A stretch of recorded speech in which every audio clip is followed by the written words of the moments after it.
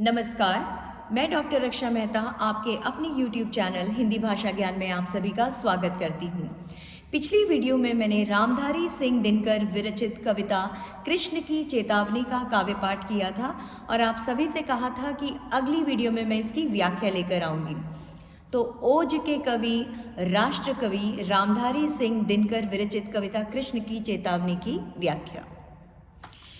ये प्रसंग जो है वो दिनकर जी ने वह प्रसंग लिया है जब महाभारत का युद्ध छिड़ने से पहले श्री कृष्ण कौरवों को यह समझाने आए थे कि सारे आप ही के भाई बंधु हैं और राजपाट जो है आधा आधा करके सुख चैन से अपना जीवन व्यतीत कर सकते हैं, बजाय इसके कि महाभारत का रण हो, महाभारत का महायुद्ध हो। तो वो समझाने के दौरान वे क्या क्या कहते हैं और क्या दुर्योधन उनकी बात मानता है और नहीं मानता है तो क्या होता है, इसका वर्णन इस कविता में किया गया है। तो बहुत ही सुंदर कविता है और इसकी व्याख्या अब आप सुनिए।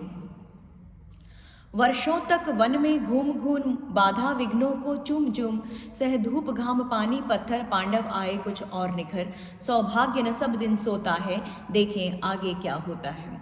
तो इस युद्ध से पूर्व हम सभी को ज्ञात है, विदित है कि कौरवों से पांडव चौसर में हार गए थे और उन्हें वनवास मिला था, 13 वर्षों का वनवास मिला था।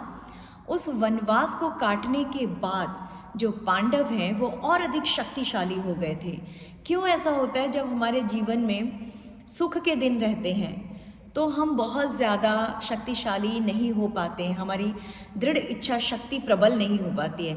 लेकिन जब हम कष्टों का सामना करते हैं, मुसीबतों का सामना करते हैं, क्लेशों का सामना करते हैं, समस्याओं का सामना करते हैं, तो हमारी इच्छा शक्ति, हमारी संकल्प शक्ति, मुसीबतों से लड़ने की क्षमता, उसमें अधिक निखार आता है। तो क्योंकि वे लंबे वर्षों तक, लंबे काल तक वनों की खाक छानते रहे पांडव, इसलिए और अधिक निखर गए थे और अधिक बलशाली हो गए थे।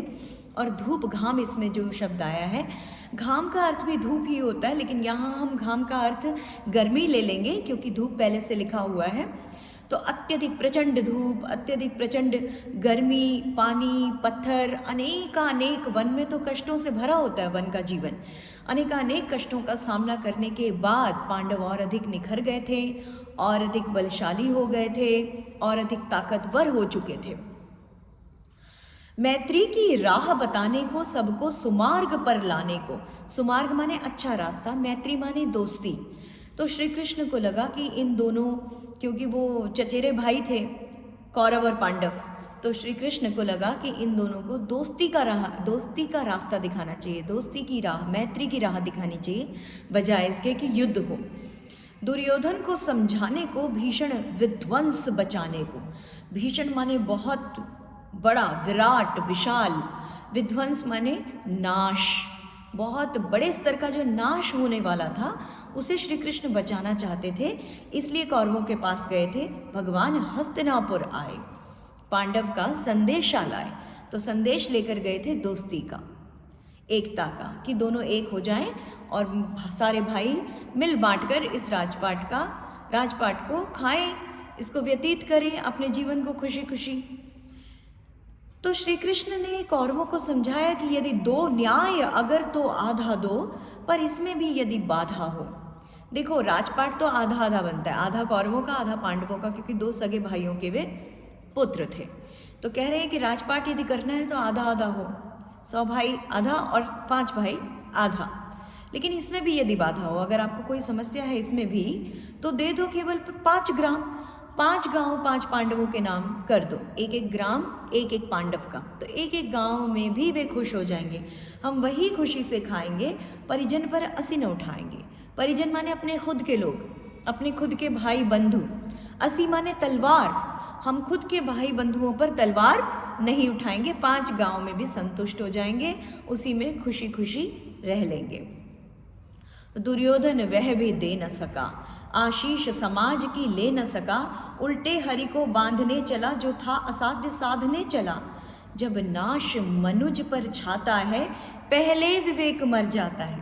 आप सभी ने सुना होगा, विनाश काले विपरीत बुद्धि, कि जब मनुष्य की सत्ता नष्ट होने को आती है, जब उसका नाश आने लगता है, जब उसका काल समीप आने लगता है तो उसकी बुद्धि जो है विपरीत हो जाती है, उल्टी हो जाती है, उसको सीधी बातें समझ में नहीं आती हैं, सही बातें समझ में नहीं आती हैं। तो कितनी सीधी बात कृष्ण कह रहे थे कि सिर्फ 5 गांव भी हमें चलेंगे।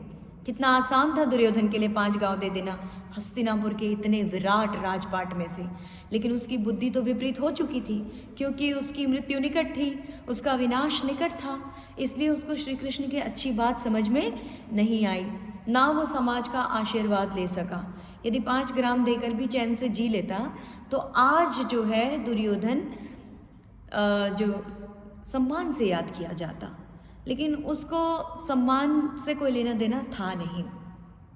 इसलिए क्या कहा उसने, श्री कृष्ण तुम निहत्थे हो, तुम्हें मैं अभी रस्सियों से बांध दूंगा, दूत बनकर आए हो पांडवों के, अभी तुम्हें बांध दूंगा, मुझसे ऐसे उल्टी बात मत कहो।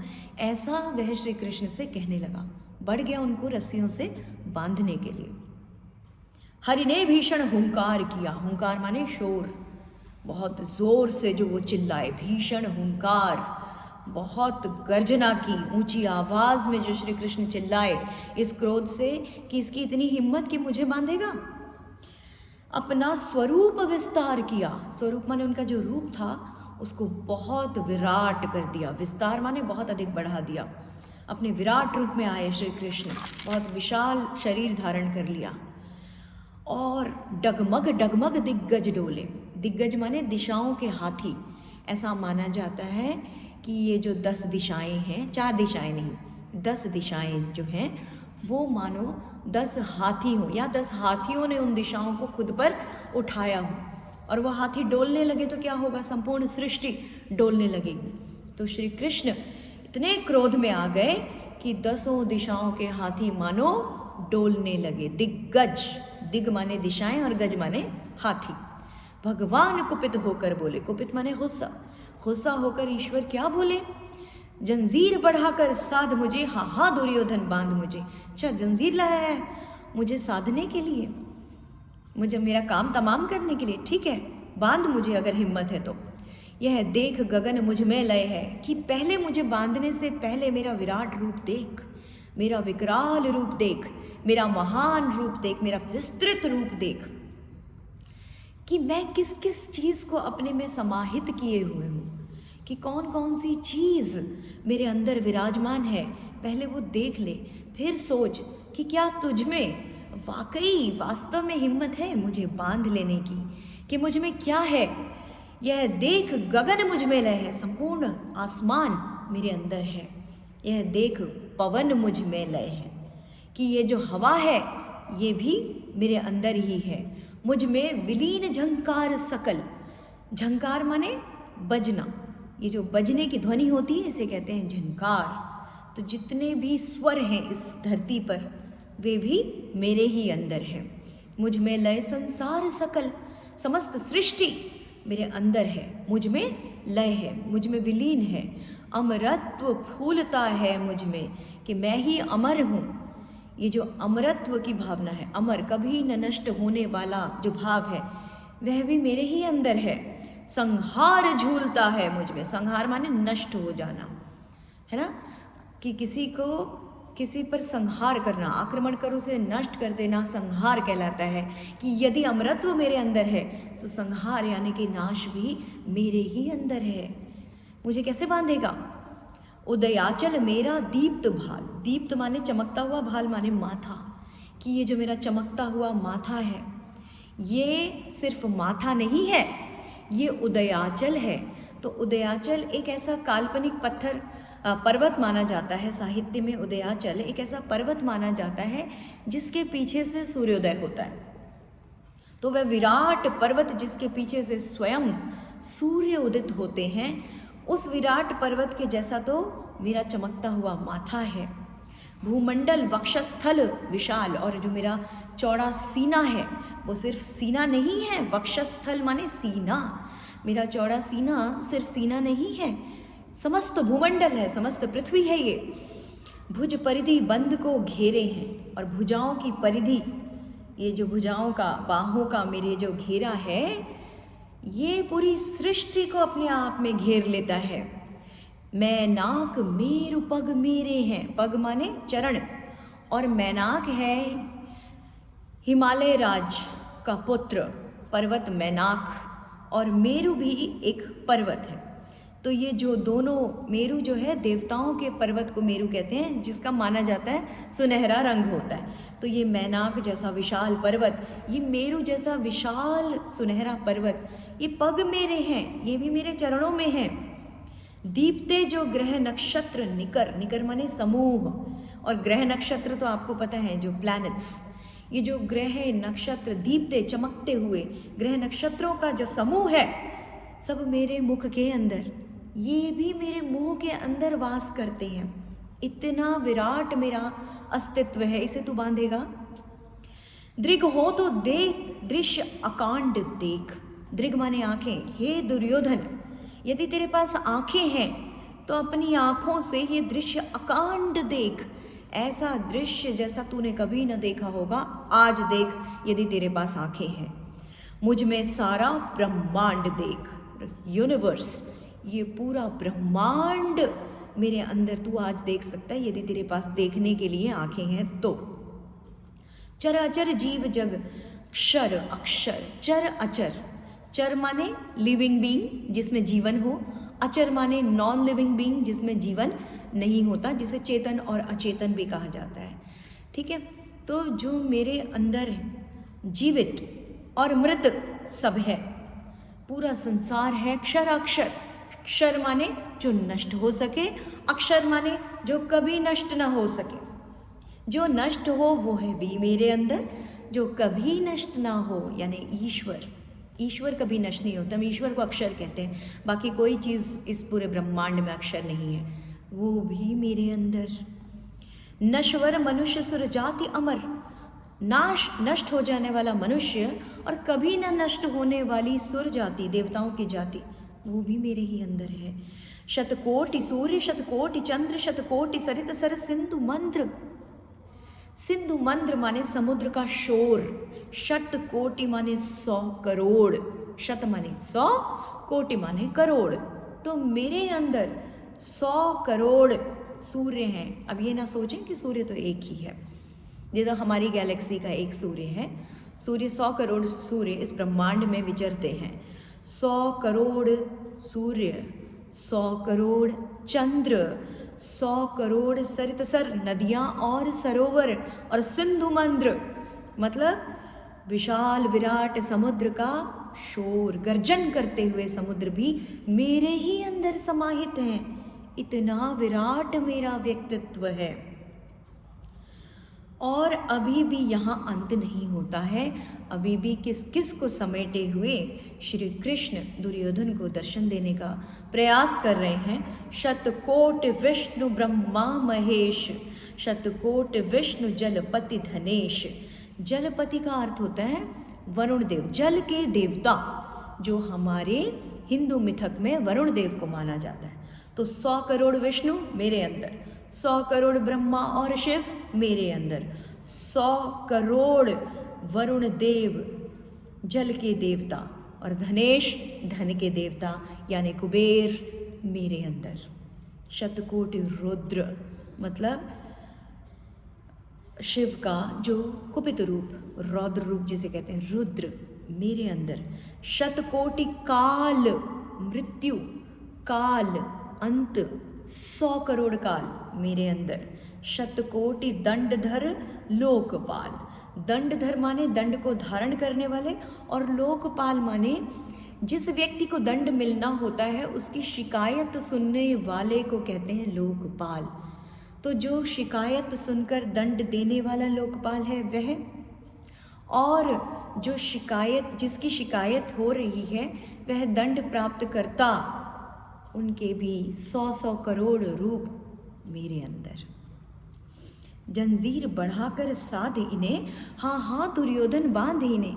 ये जो 100 करोड़ ब्रह्मा विष्णु महेश देखे हैं, ये जो 100 करोड़ दंडधर लोकपाल देखे हैं, पवन देखी हैं, समुद्र देखी हैं, नदियाँ देखी हैं, दिशाएं देखी हैं, ईश्वर देखे हैं, चर देखा है, अचर देखा है, नश्वर देखा है, अनश्वर देखा है, ब्रह्मांड देखा है, तारे देखे हैं, ग्रह देखे हैं, नक्षत्र देखे हैं, इन सबको बांध सकता है क्या?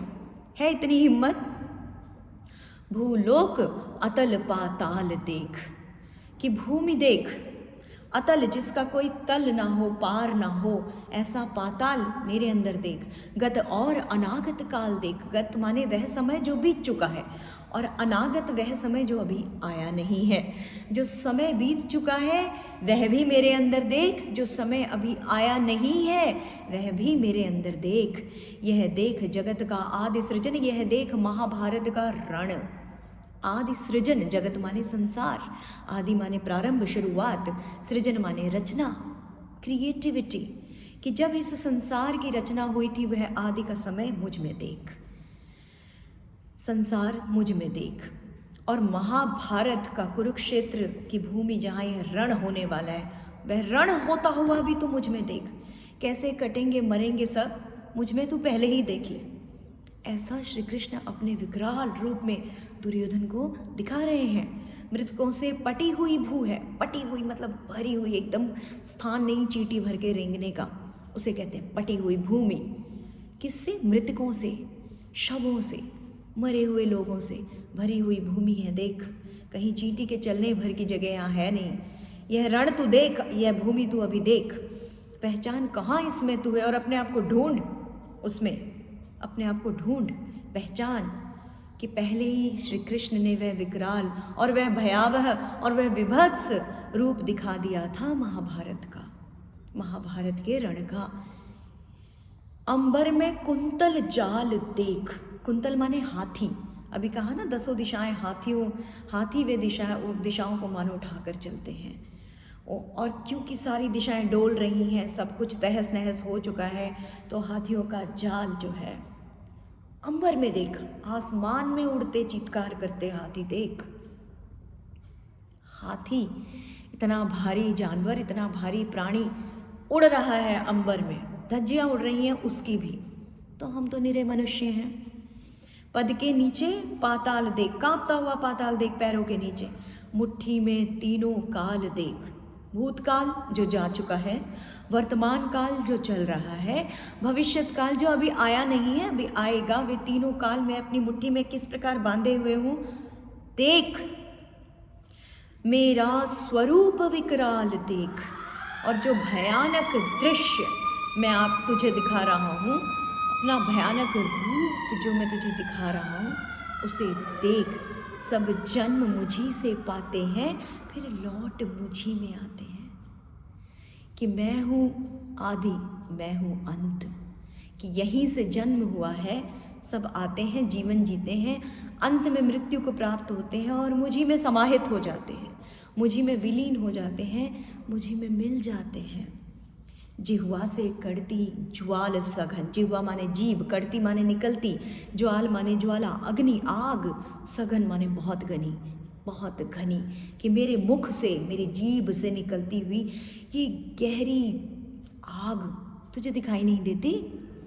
सांसों से पाता जन्म पवन, और सांस जो मैं लेता हूँ ये सांस नहीं है, वायु है, ये श्वास वायु है जिसमें सब जी रहे हैं, सबको जीवन प्रदान करती है। ये श्वास वायु मेरी ही सांसों से निकलती है।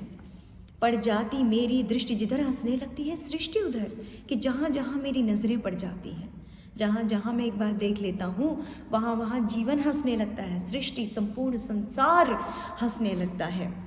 मैं जब भी मूंदता हूँ लोचन, लोचन माने आँखें, मूंदता माने बंद कर देता हूँ, और जब मैं अपनी आंखें बंद कर देता हूँ छा जाता चारों ओर मरण। क्या होता है?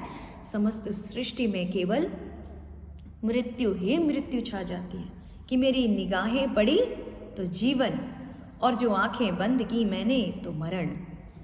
बांधने मुझे तो आया है, जंजीर बड़ी क्या लाया है, मुझे बांधने आया है, तू देख चुका है मेरा विकराल रूप, इतनी बड़ी तेरी जंजीर है कि मुझे बांध सके। यदि मुझे बांधना चाहे मन, अब भी अगर तेरा मन मुझे बांधना चाह रहा है, पहले तो बांध अनंत गगन, पहले आसमान को बांध जिसका कोई अंत नहीं है। कि क्यों श्री कृष्ण आसमान को बांधने के लिए पहले कहते हैं, सोने को साध न सकता है वह मुझे बांध कब सकता है। सोने माने शून्य, जहाँ कुछ ना हो, आसमान के ऊपर आप दृष्टि पहुँचाइए, वहाँ ट्राम, गाड़ियाँ, मोटर, रेलें, लोग भागते हुए, फैक्ट्रीज, आपको कुछ नहीं दिखेंगी। घर, महल, दुमहले, चौमहले कुछ नहीं दिखेंगे। शून्य है एकदम आसमान, शांत और शून्य।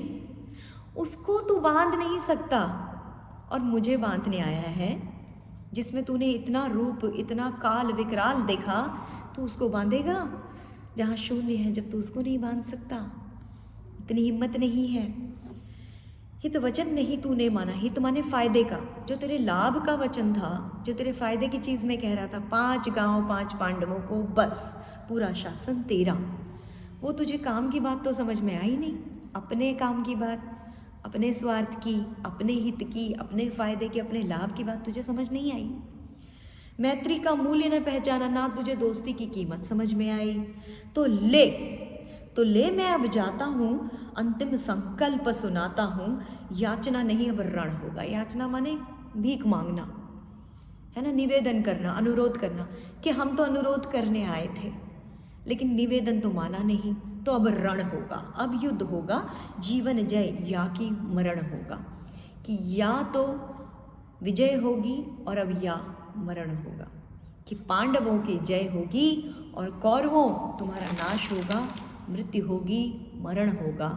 टकराएंगे नक्षत्र निकर, जो सारे ग्रह नक्षत्रों के झुंड हैं, आपस में टकरा के टूट जाएंगे। अब बरसेगी भू पर वहनी प्रखर, प्रखर माने बहुत तेज, तीव्र, तीक्ष्ण, वहनी माने आग, कि आसमान से अब धरती पर आग बरसेगी, वो भी बहुत तेजी से। फण शेष नाग का डोलेगा, कि समस्त पृथ्वी को, जो विष्णु जी का शेष नाग है, जिस पर विष्णु जी आराम करते हैं, उसका फण अब डोलेगा, हिल जाएगा उसका फण भी। कितने स्थिर होते हैं वे, लेकिन अब उनका फण भी डोलेगा, हिल जाएगा। विकराल काल मुंह खोलेगा, और काल जब मुंह खोलेगा तो 1-2 को नहीं, करोड़ों को ले डूबेगा। दुर्योधन रण ऐसा होगा फिर कभी नहीं जैसा होगा, कि महाभारत का युद्ध इतना विराट होगा, इतना भयावह होगा, इतना भयानक होगा, इतना विभत्स होगा, कि इतिहास में न कभी हुआ और ना भविष्य में कभी इतना महारण होगा। भाई पर भाई टूटेंगे, विषबाण बूंद से छूटेंगे, कि जैसे बारिश की बूंदें धरती पर टपकती हैं ना, बरसती हैं, वैसे बाण बरसेंगे, उस संख्या में बाण बरसेंगे। वायस श्रृगाल सुख लूटेंगे। अब सुख इंसान को नहीं मिलेगा, सुख मिलेगा वायस यानी कि कौवों को, और श्रृगाल माने गीदड़, सियार, जो सड़ी गली लाशों को खाते हैं। अब उनको सुख मिलेगा, क्योंकि पूरी कुरुक्षेत्र की धरती पट जाएगी शवों से, और वे आएंगे खाने के लिए। सौभाग्य मनुष्य के फूटेंगे, और किस्मत फूट जाएगी अब मनुष्य की।